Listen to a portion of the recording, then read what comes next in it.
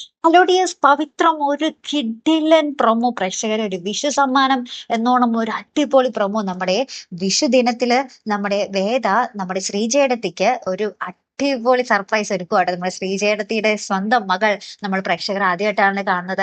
ആ കുട്ടീനെ ആ ഒരു കണ്ണന്റെ വേഷമൊക്കെ ധരിച്ച് വിഷുക്കണിയാക്കി നമ്മുടെ വേദ കൊണ്ടുവരുന്നുണ്ട് കേട്ടോ. അപ്പൊ കണി കാണാൻ വേണ്ടി എല്ലാവരും ഒരുങ്ങുമ്പോൾ നമ്മുടെ ആ ഒരു കൊച്ചുകുട്ടീനൊക്കെ നമ്മുടെ കൃഷ്ണന്റെ രൂപത്തിലൊക്കെ അണിയിച്ചൊരുക്കും നമ്മുടെ വിക്രം ഇങ്ങനെ പടക്കമൊക്കെ പൊട്ടിച്ച് അടിപൊളി വിഷുക്കണിയും അടിപൊളി വിഷു ആഘോഷമൊക്കെ തന്നെയാട്ടോ നമുക്ക് ആ ഒരു പവിത്രം പുതിയ പ്രൊമോയിൽ കാണുവാൻ സാധിക്കുന്നത്. അപ്പൊ നമ്മുടെ ശ്രീജേടത്തിയുടെ ജീവിതം ഒന്ന് പച്ച പിടിപ്പിച്ച് വരുമ്പോഴത്തേക്കും അവിടെ നന്ദിനിയുടെ കുറെ പുതിയ പ്രശ്നങ്ങൾ ഉണ്ടാക്കുന്നുണ്ട്. ലാസ്റ്റ് നമ്മുടെ നന്ദിനിയടുത്ത് നമ്മുടെ വേദയെ ഇങ്ങനെ അടിക്കാൻ കഴിയുമ്പോൾ നമ്മുടെ വേദ നല്ല രീതിയിൽ തന്നെ തിരിച്ചും പ്രതികരിക്കുന്നുണ്ട്. പിന്നീടാണ് നമ്മുടെ പുതിയ അതിഥി അച്ചമ്മ എത്തുന്നത്. അച്ചമ്മ പൊളിയാട്ടോ. അച്ചമ്മയും വേദയും കൂടി കമ്പനി ആകുന്നുണ്ട്. അച്ചമ്മയും വേദയും കൂടി ചേർന്ന് നമ്മുടെ വിക്രത്തിനെ ശരിയാക്കാൻ പോയാൽ എങ്ങനെ ഇരിക്കും കൂട്ടുകാരെ?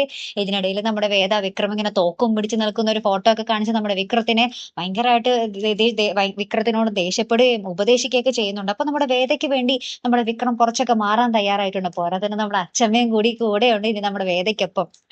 ഒരു പൊളി എപ്പിസോഡുകളായിട്ട് വരാൻ പോകുന്നത്. ഏറ്റവും ഒടുവിലത്തെ കാഴ്ച എന്ന് വെച്ചാല് നമ്മുടെ വേദ ആദ്യ രാത്രിക്ക് വേണ്ടി അണിഞ്ഞൊരുങ്ങി കയ്യിൽ പാൽ ഗ്ലാസ് ഒക്കെ ആയിട്ട് നമ്മുടെ ശ്രീജയെടുത്തി നന്ദിനിയെടുത്തിയും കൂടെ നമ്മുടെ വേദയെ വിക്രത്തിനെ മുറിയിലേക്ക് ആക്കുന്ന ഒരു അടിപൊളി രംഗങ്ങളാട്ടോ കൂട്ടുകാരെ. ഒരു രക്ഷയില്ലാത്ത എപ്പിസോഡുകളാട്ടോ നമ്മൾ പവിത്രത്തിൽ വരാൻ പോകുന്നത്. മറക്കാതെ കാത്തിരുന്ന് കാണാം.